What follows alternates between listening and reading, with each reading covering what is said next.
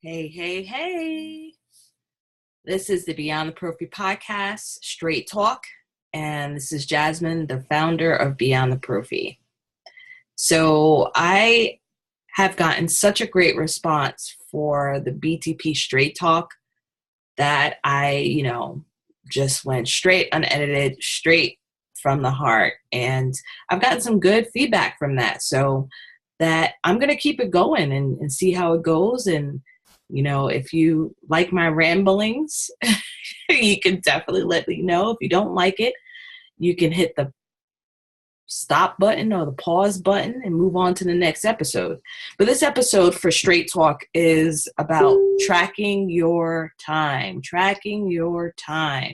Now, here's what they're saying. They're saying that we should track our time, write down exactly what it is that we do day to day, an actual time log for a week, in order for us to see if we have a balanced life.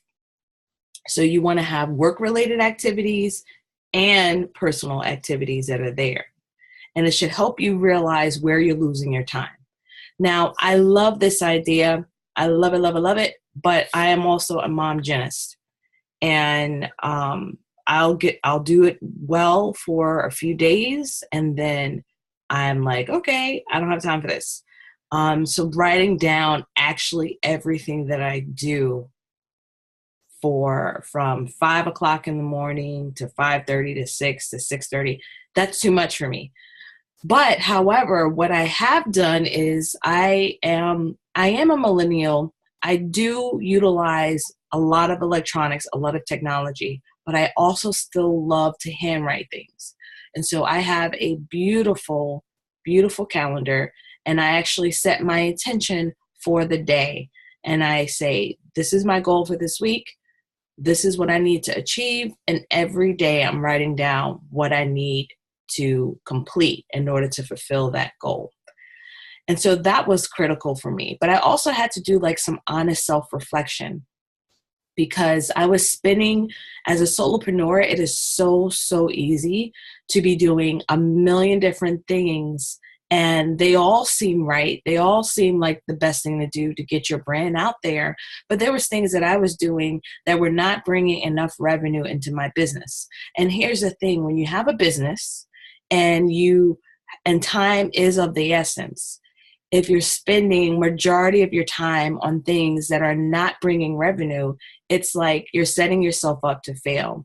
And that's what I was doing, y'all. I was spending so much time editing Mom Gymnast podcast episodes, even the BTP podcast episodes, and all of that is self-sponsored. Now, thankfully, I have a sponsor that reached out that said they would partially give us some sponsorship to help offset some of the costs put on to Beyond the Prophy.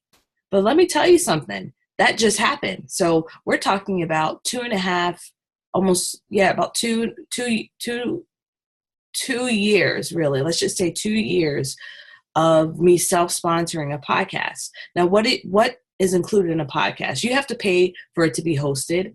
You have to pay for, just consider if you were paying for an editor, like a full editor, we're talking like almost $100 an episode, maybe $50 an episode that you would have to pay in order for it to be edited. I would spend an entire day, maybe 8 hours, editing maybe 3 or 4 episodes.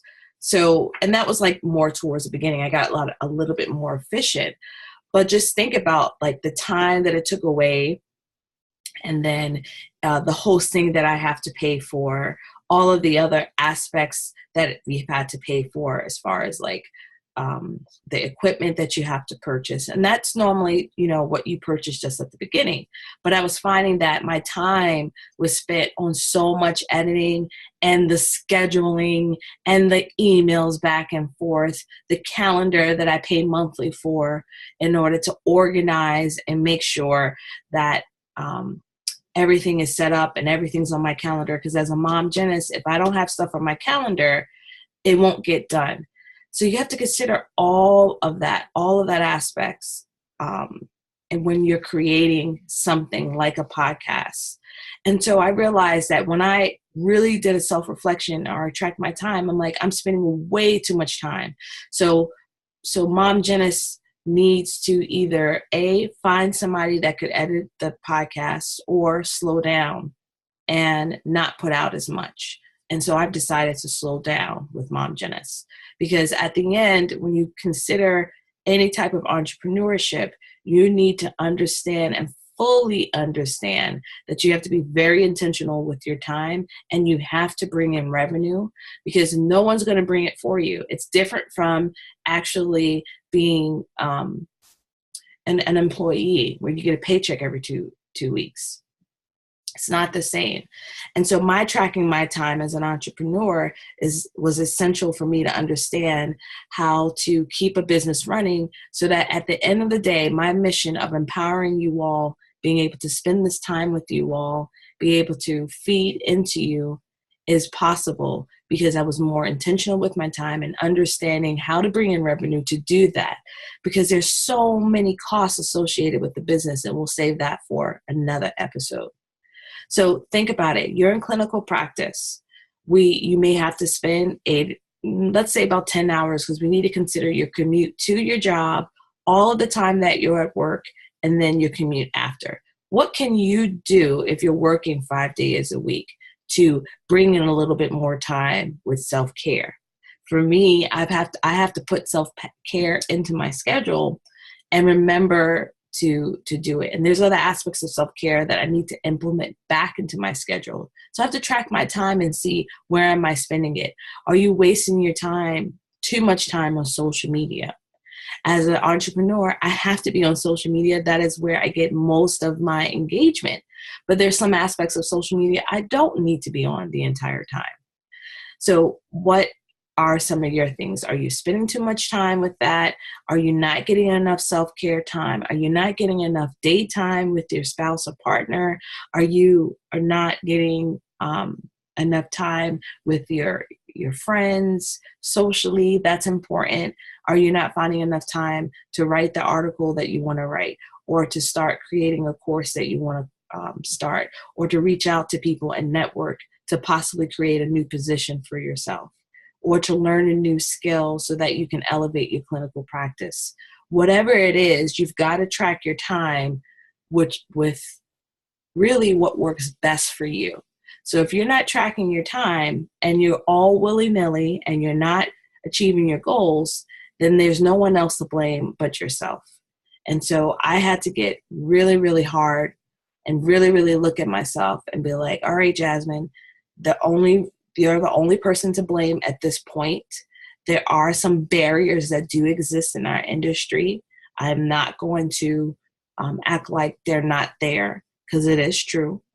But if you stick to what is your passion, what stirs your soul up, that the right people will come up and show up. Your people will come up and show up. So track your time. Make sure you're intentional with it every step of the way, every single day. Even make sure you put in that time to just chill, Netflix, and just be present. That time needs to be factored in there too. It's important.